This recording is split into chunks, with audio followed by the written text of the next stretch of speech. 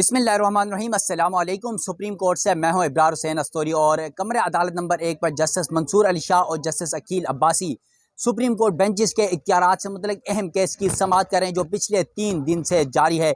इस केस में बड़ी पेशरफ्त आई है क्योंकि ये तौहीन अदालत case additional registrar supreme court नज़र अब्बास के खिलाफ शुरू हो चुकी है और 4 माउनीन गुज़िश्ता रोज़ मुकर्रर किए गए थे, जिसमें ख्वाजा हारिस साहब हैं, एहसन बुअन हैं, हामिद खान हैं, मुनीर मलिक हैं। ये 4 में से मुनीर मलिक और इसके अलावा हामिद खान साहब, मुनीर मलिक ने कल दलाइल मुकम्मल किए थे और साथ साथ आज जो है हामिद खान साहब ने दलाइल मुकम्मल कर लिए हैं। इसके साथ साथ अभी एहसन बुअन के दलाइल जारी हैं। उसके बाद ख्वाजा हारिस साहब के दलाइल होंगे। फिर अटॉर्नी जनरल मंसूर उस्मान ऐवान भी जो है आज अदालत की मावनत करेंगे। यकीनन ये जजिस की लड़ाई है और अंदरूनी मामलात हैं और इससे ही तयन होगा, क्योंकि 26वीं आईनी तरमीम के बाद सुप्रीम कोर्ट समेत अदलिया में बहुत बड़ा भूचाल आ चुका है। इख्तियारात की एक नई जंग छिड़ चुकी है। तो ये पिछले 3-4 दिन से ये केस की समाअत चल रही है।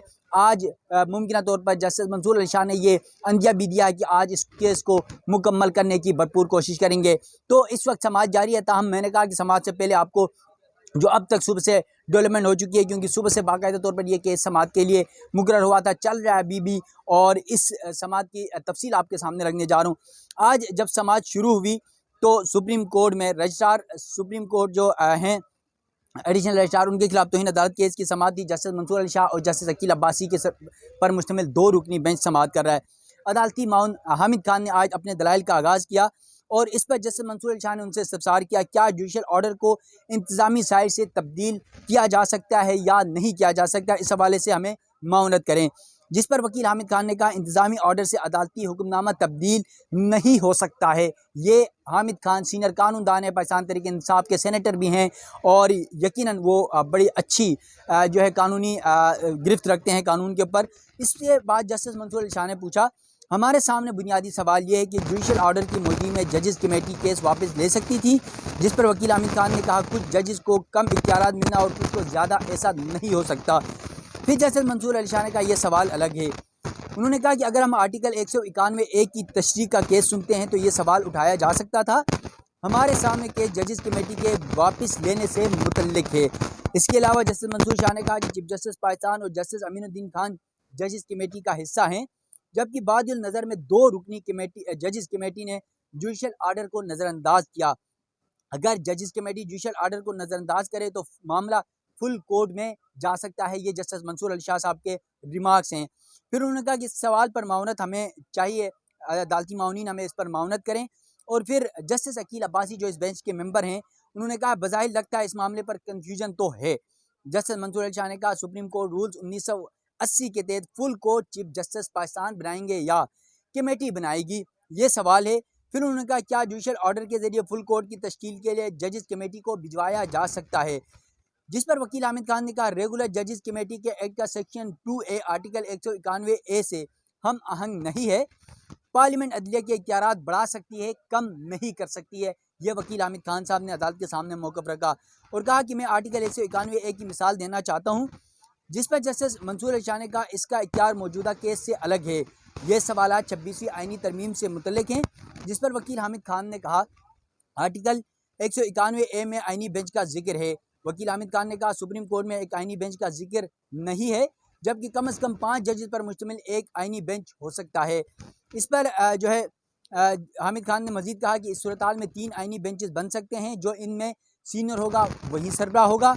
और फिर आर्टिकल 191A जजेस कमेटी के सेक्शन 2A से हम अंग नहीं, इसलिए खिलाफ आइन है। इसके अलावा अदालती माउन जो है हामिद खान के दलाइल जारी थे, तो जस्टिस अकील अब्बासी ने कहा हामिद खान साहब आप आर्टिकल 191A को कैसे देखते हैं?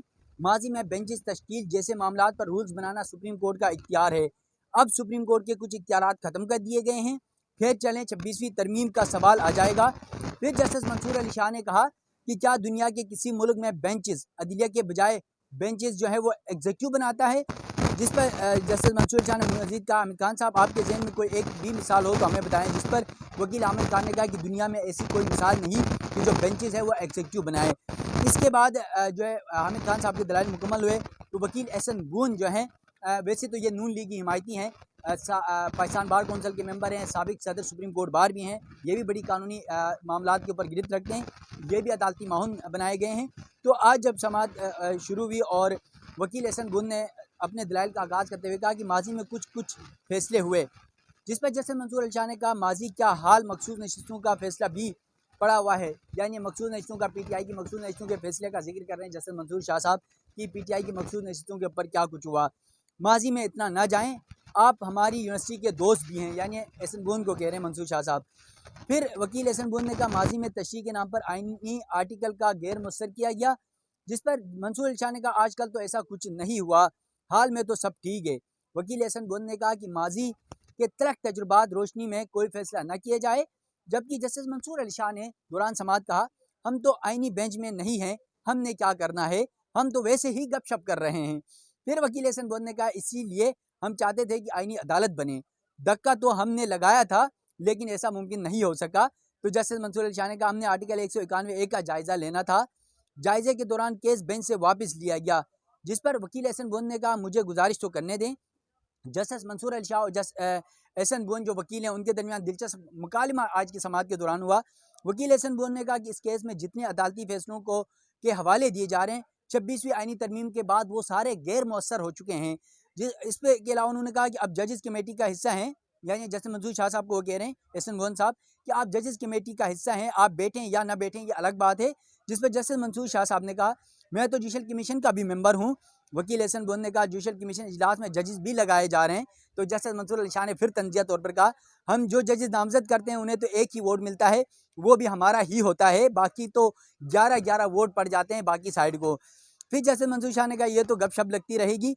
वकील एहसन बोन ने कहा bench practice and procedure committee ने बनाया था, जिस पर जस्टिस अकील अब्बासी ने कहा असल में सारी शरारत हमारे ऑर्डर की है, वैसे तो हमारा कोई लेना देना नहीं। जिस पर जस्टिस मंसूर अली शाह ने कहा क्या दुनिया में ऐसा होता है कि एग्जीक्यूटिव बेंच बनाए।